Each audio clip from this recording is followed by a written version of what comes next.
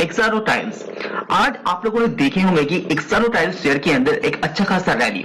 तो चलिए जानने की कोशिश करते हैं इस रैली के पीछे असली वजह क्या है, साथ ही साथ जानने की कोशिश करते हैं कि एक्सारो टाइल्स का कर्जे का क्या सिचुएशन है, बिजनेस ग्रोथ कैसे दिखाई दे रहे हैं, अपकमिंग जो क्वार्टर आने वाला है वो कैसे आने वाला है, future long term growth company के अंदर कैसे दिखाई दे रहे हैं, ये सारी चीज को लेकर हम लोग वीडियो के अंदर डिस्कस करेंगे।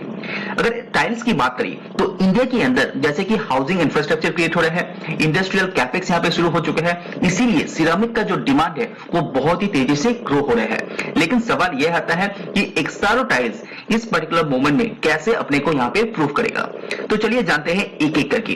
तो एक्सारो टाइल्स शेयर प्राइस का जो रैली है उसके पीछे का मेन कारण है कंपनी का जो प्लांट है उसको रीओपन करना।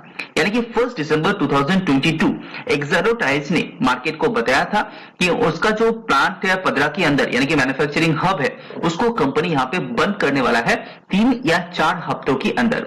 लेकिन ये इंफॉर्मेशन मार्केट के अंदर अवेलेबल था।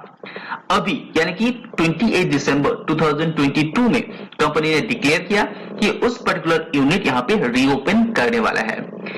तो बंद करने का पीछे असली वजह क्या था? वो कारण था इक्विपमेंट अपग्रेडेशन, यानी कि कुछ मेंटेनेंस का काम था और कंपनी के पास जो पुराना कुछ इक्विपमेंट था उसको यहाँ पे मॉडिफाई किया गया है, यानी कि उसका कैपेसिटी यूटिलाइजेशन और भी ज्यादा हो इसलिए थोड़ा सा उसको मॉडिफाई किया गया है।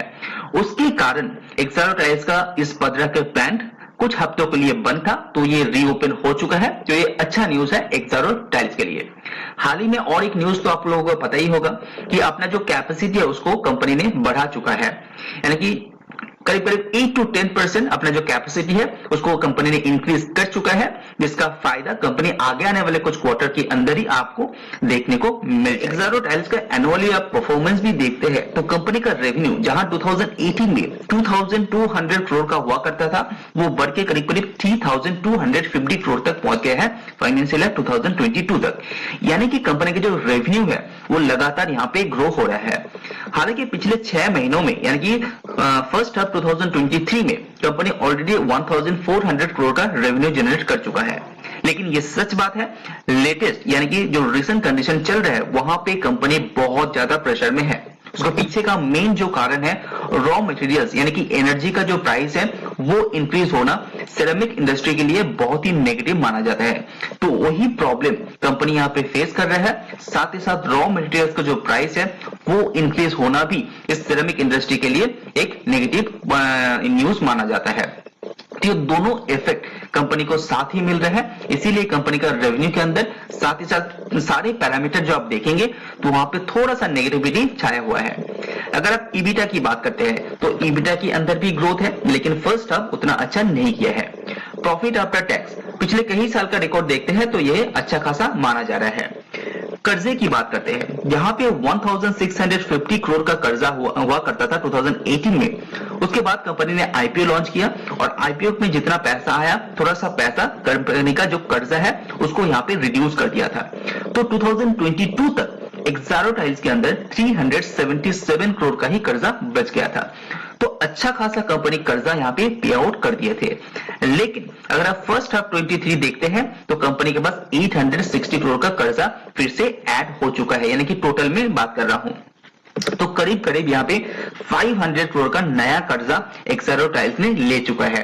तो ये थोड़ा सा नेगेटिव पॉइंट है, लेकिन साथ ही साथ कंपनी का जो कैपेक्स है, कैपेक्स करने के लिए ये कर्जा कंपनी ने लिया है, तो ये थोड़ा सा पॉजिटिव भी हो सकता है।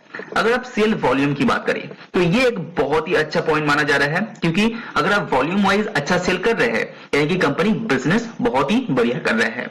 2018 में जहां कंपनी जो 6 मिलियन स्क्वायर मीटर पर सेल करता था वो यहाँ पे बढ़ के करीब करीब 12 तक पहुंच गया है। यानी कि पिछले 5 सालों में कंपनी सेल वॉल्यूम को यहाँ पे डबल कर चुका है।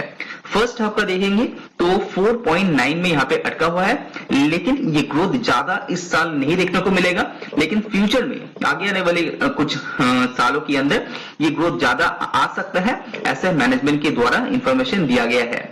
क्योंकि मार्केट के अंदर सिरेमिक की डिमांड लगातार यहाँ पे बूस्ट हो रहा है। तो अगर आप सवाल ये पूछते हैं कि पिछले 6 महीनों में कंपनीज के अंदर क्या क्या चेंजेस हुआ है, तो मैं आपको बता दूं, कंपनी ने अपना जो कैपेसिटी है उसको एक्सपेंशन किया है, यानी कि टेलआउट में जहां पे कंपनी का मैन्युफैक्चरिंग हब है वहां पे कंपनी 1.4 मिलियन स्क्वायर मीटर का पर एनम यहाँ पे कैपेसिटी को इंक्रीज किया है और उसमें बहुत सारा वेरियस आपका जो सिरेमिक प्लेट है वो यहाँ पे मैन्युफैक्चर किया जाएगा।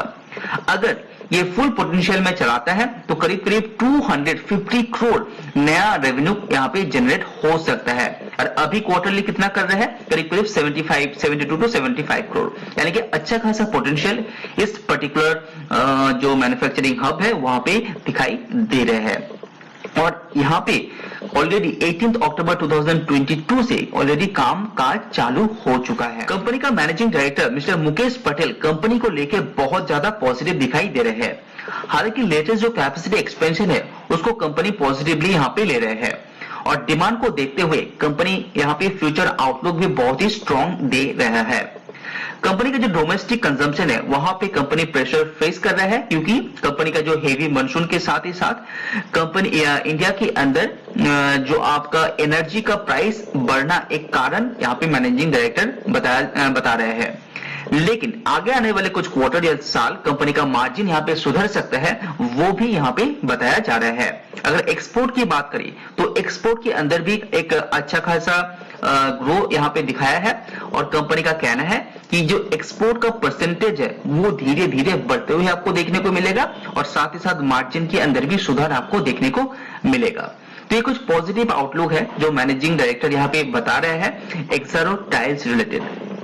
तो अच्छी तरह से रिसर्च कीजिए एक्सरो टाइल्स के अंदर, लॉन्ग टर्म ग्रोथ अच्छा दिखाई दे रहा है। अगर वीडियो पसंद आए तो लाइक जरूर कीजिए। आज वीडियो में इतना ही, सी ऑन।